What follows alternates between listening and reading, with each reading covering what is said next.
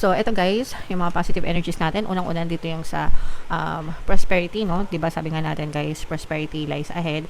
So, kung mapapansin nyo yung image ng card mga kapiks, hindi ko alam kung nakikita nyo kasi maliit lang tong card na to. Pero, eto siya. Tapos, yung damit niya, sinasalo niya yung mga blessings. Hindi ko alam kung nakikita nyo yung mga blessings galing sa taas. Yan, no? Mga maliliit, no? Yan, sinasalo niya yung mga blessings galing sa taas mga kapiksi. So, yan yung prosperity na pwedeng-pwede nyong makamtan guys ngayong season na to. Pero kailangan nasa receptive state kayo, no?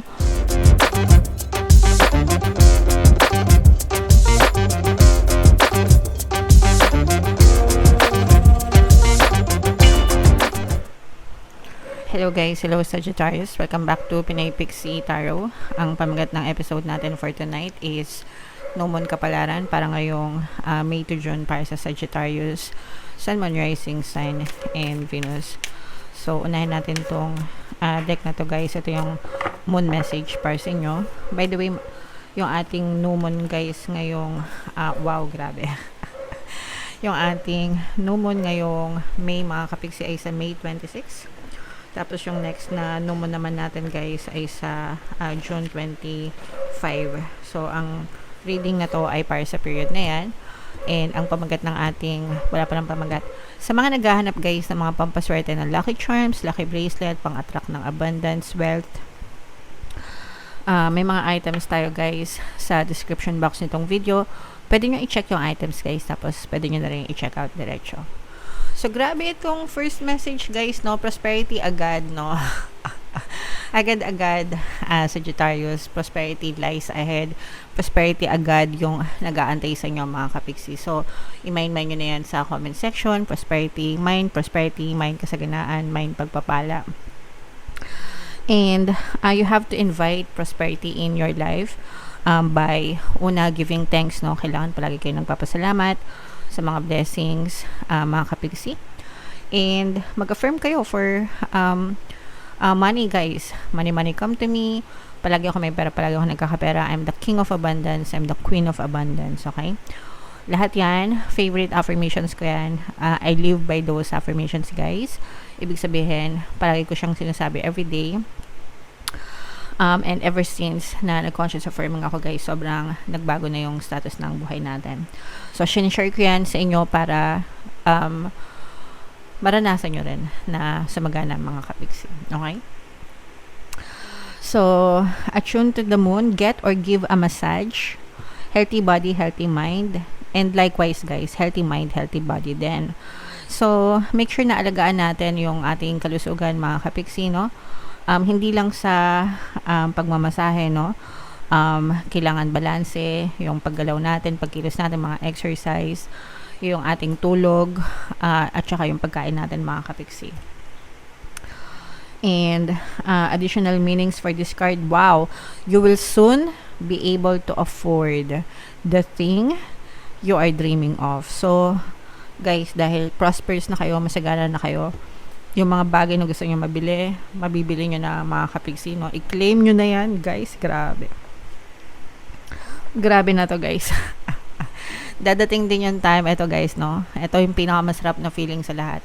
Dadating yung time na bibili kayo ng gamit, tapos hindi na kayo masyadong titingin sa price tag, no? Sa mga tag price. Diba ganun tayo pagka namimili, tinitingnan natin yung mga tag price. So, dadating yung time, masarap yung feeling guys na kahit na makita nyo yung tag price, hindi na kayo masyadong, wow, grabe, mahal naman yan, no? Hindi na kayo masyadong ganon kasi dadating yung time na, okay, sige, ganyan, diba? Parang kayang-kaya nyo ng bilhin mga kapiksi, okay? Getting clear on what you value most will help you find peace. Kapag ka, alam mo yung bagay na gusto mo talaga para sa'yo, malinaw yung isip mo, no? And what you value most, guys, magkakaroon ka ng peace, kapayapaan, peace of mind. And kapag prosperous ka, di ba?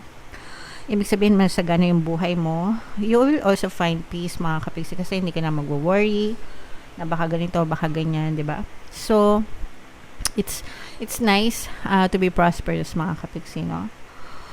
Take some time out to pamper yourself. Kailangan natin yan, guys, no? kailangan natin ng to spend time sa sarili natin, di ba? Relax, chill, pamper, mga kapiksi. And for some of you, makakapagsimula na rin kayo makapag-open ng mga savings account, guys, o kaya mga piggy bank, no? Syempre, di ba, pagka prosperous kayo, marami kayong pera, wala kayong paglagyan. Savings account, mga kapiksi, pinaka-safe, syempre. At least meron, di ba? So, o kaya naman, kung hindi savings account, Alkansya. Alkansya lang sapat na, mga kapiksi. Depende sa inyo, depende sa peg nyo, guys. Okay? Alright. So, yeah. Comment down below, mga kapiksi, feeling nyo naka-resonate kayo. Again, i-mind nyo na agad yung prosperity na yan sa comment section.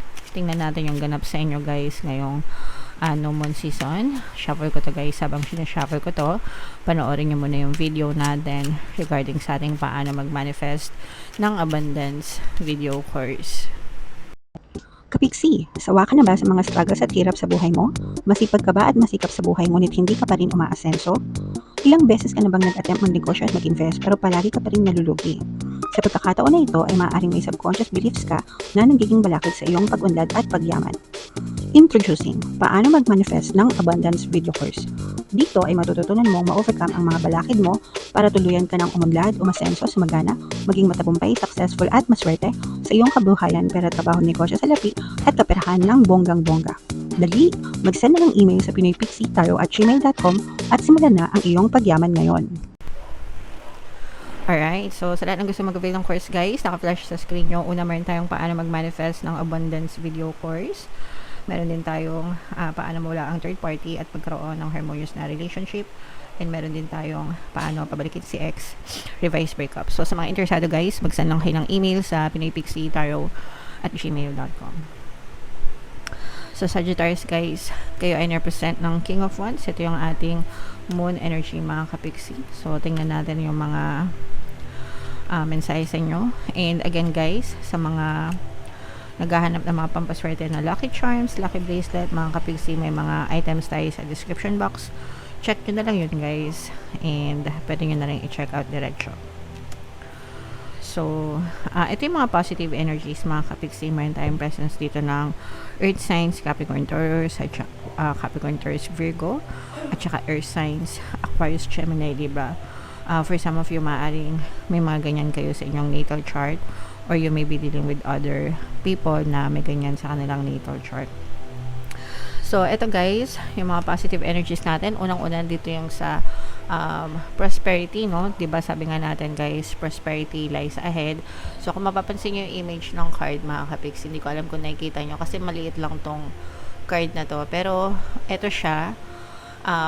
Tapos, yung damit niya, sinasalo niya yung mga blessings. Hindi ko alam kung nakikita nyo yung mga blessings galing sa taas. Yan, no? Mga maliliit, no? Yan, sinasalo niya yung mga blessings galing sa taas, mga kapiksi. So, yan yung prosperity na pwedeng-pwede nyong makamtan, guys, ngayong season na to. Pero kailangan nasa receptive state kayo, no? Yung ganitong klaseng state na, ibig sabihin, nire-ready nyo yung sarili nyo, wini-welcome nyo yung mga blessings na dadating sa inyo. And para malagay kayo sa receptive state, guys, gratitude yan, no? Palagi ko yan in-explain sa inyo. Hindi ako magsasawang paulit-ulit na sabihin sa inyo, always be grateful, mga kapiksi.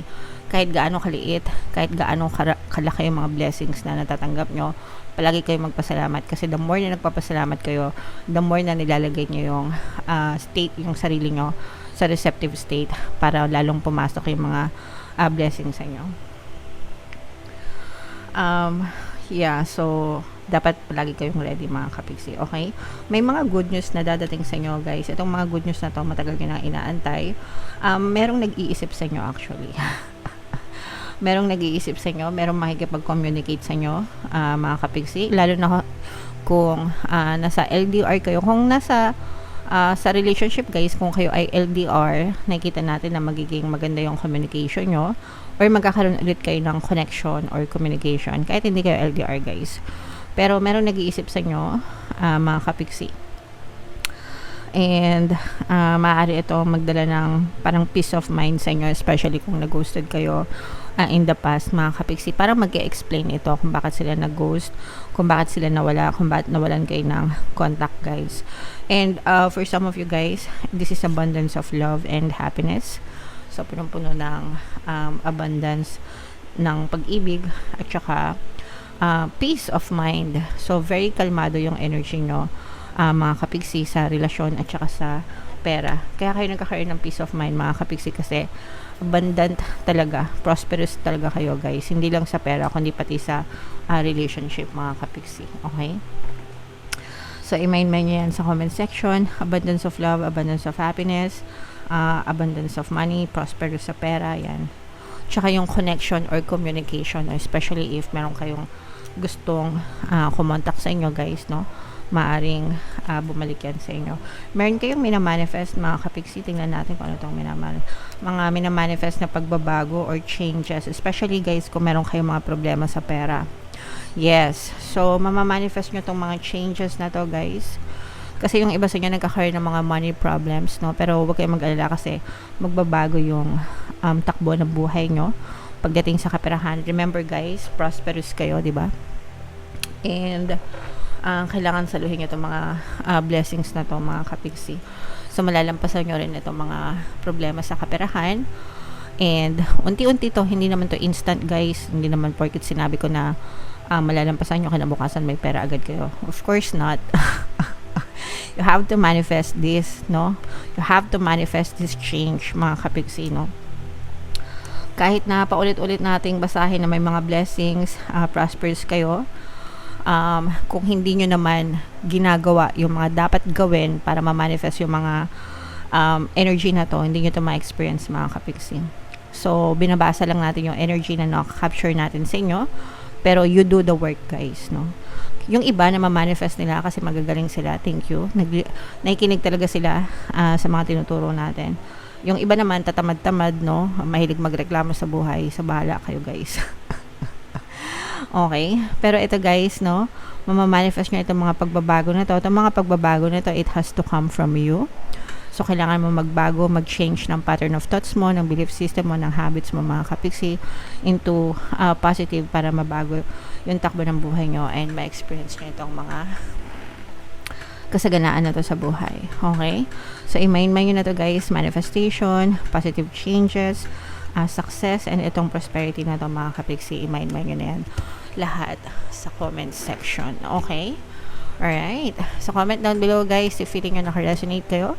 For more tarot readings, mga kapiksi, ito yung playlist nyo. Ito naman yung ating success stories ng paano mag-manifest ng abundance video course. Click here to subscribe, guys. Ito yung ating mga pampaswerte subliminals.